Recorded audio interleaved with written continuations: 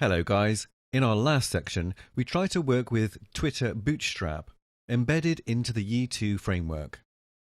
Let's move on to the third section of this course, i.e. security moments and access permissions.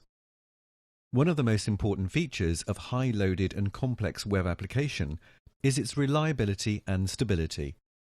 Millions of people and robots around the world may visit our web application every day. We need to create a robust security system to satisfy our visitors and make our website work like a charm. More precisely, in this section, we will learn how to implement role-based access system, r1bc, in high-load, how to improve security on form submission, and how to work with passwords correctly in high-load. Now let's see video 3.1. Implementing r1bc in high-load. We will look at how to develop complex, reliable and clear access control system. Such security systems will make our web application stable and credible. How to do this? First of all, we'll look at all access components of Yi2. Then we will create users, roles and permissions. In the end, we assign users to respective roles and the job is done.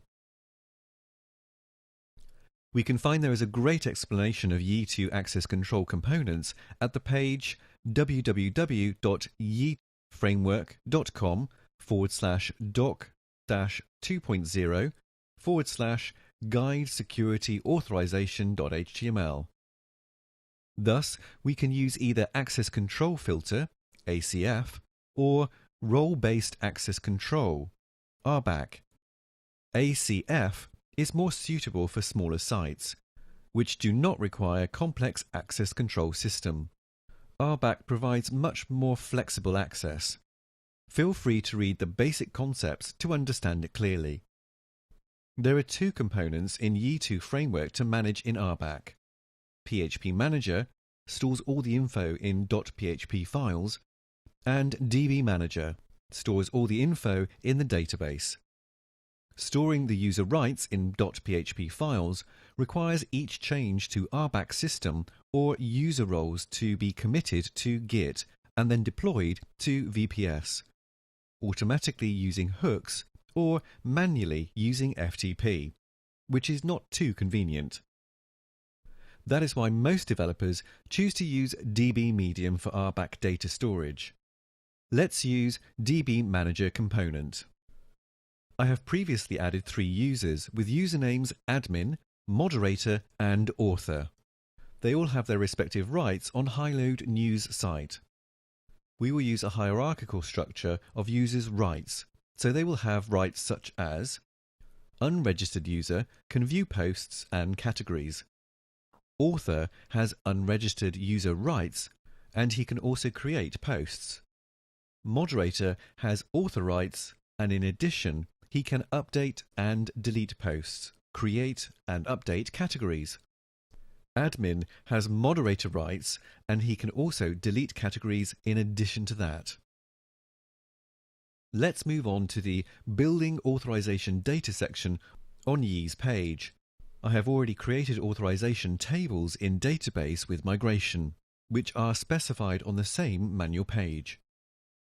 I then copied this code to /console/controllers/r1bc-controller.php file and made some changes. For example, I have renamed the user roles to author and moderator. I have added permissions for categories as well. This is the function init, which adds roles, permissions, and relations between them into database.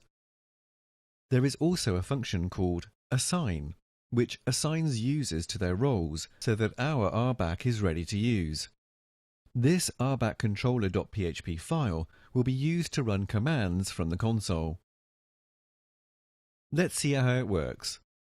But before that, let me explain the code which I have created beforehand. I have changed one link in the main layout. Now it is called permissions and points to check permissions page.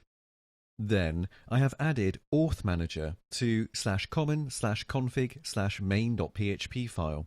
So this auth manager will be used in the front end, back end, and console applications now.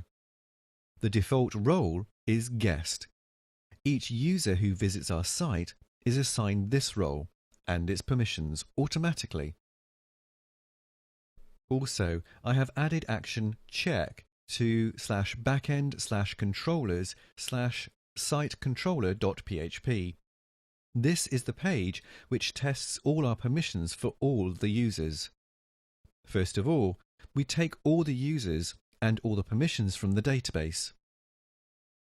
Then we create an empty user to also test unregistered user permissions.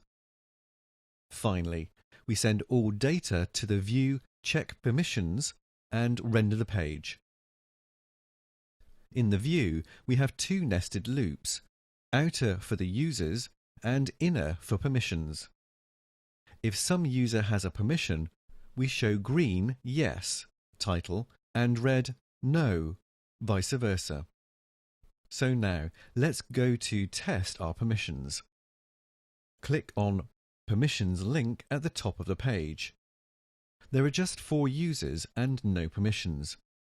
Why did we get this result? Because we haven't created any permission yet. Now we run the command ye r/back/init. Update the page. Great, it works. All permissions appear. However, all users have the same permissions. Is it correct? Of course not. Every user should have permissions according to his role, which, for our convenience, have the same name. To achieve that, we just need to assign the created user roles to users. This action, assign, in the r/back/controller.php does the entire job. We select 3 user roles from database, then select 3 users, and finally, we assign the roles to the respective users. And now we run command ye r/back/assign and update the page. Well done! The job is completed successfully. Our access control system is properly configured now. This marks the end of the video. In this video, we looked at access control components in Ye2 framework. Then we built hierarchical structure for r/back for our application. And finally, we assigned users to respective user roles. In the next video, we will see how to improve security on form submissions in HighLoad. See you later.